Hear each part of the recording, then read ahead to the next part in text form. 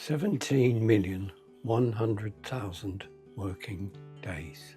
That's how many days UK workers lost to mental health last year. Not to broken bones, not to surgery, to stress, anxiety, and burnout. The stuff we're told just to push through. And here's the part nobody's talking about. Most of those people don't see it coming. They were the ones still showing up. I'm a therapist. I've sat with hundreds of people who hit that wall, and almost every single one of them said the same thing. I thought everything was fine, including me. A few years ago, I had a client, I call him David. He's quite senior in a global company, 42 years old. By every external measure, he was doing brilliantly. He was the person his team came to when things went wrong.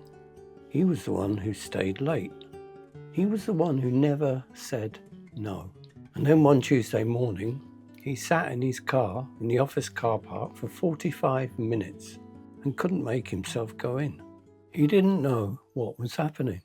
He thought he was having some kind of breakdown. He called his wife. She said, "David, you've been running on empty for 2 years. I've been watching it." He hadn't noticed because he was still functioning, still delivering, still getting praised. You know, that's the thing about burnout in high performers. It doesn't announce itself. It creeps in while you're busy being excellent. The 17 million days figure, that's not people who gave up. That's people who kept on going until their body made the decision for them. Here's what I want to reframe for you. We talk about burnout like it's a personal failure. Like if you were stronger, more resilient, better at managing your time, it wouldn't happen to you. But your nervous system doesn't know the difference between ambition and threat. When you're working 12-hour days, skipping lunch, checking emails at 11 p.m, your body is in a low-grade stress response constantly. And the nervous system is not designed to sustain that. It's not weakness, it's biology. The people losing those 17 million days aren't the ones who can cope. They're the ones who cope too well for too long, without ever stopping to ask, what is this actually costing me? David eventually came to see me, not because he wanted to, because his GP told him he had to take 2 weeks off, and he had no idea what to do with himself. His whole self-image was wrapped up in work. In our first session, he said, "I don't know what I enjoy anymore." That's sad. That's not a productivity problem. That's a depletion problem. So what do you actually do with this? I'm not going to tell you to meditate or take a bath. I want to give you something more specific. There are 4 areas I track with every client who comes to me with burnout.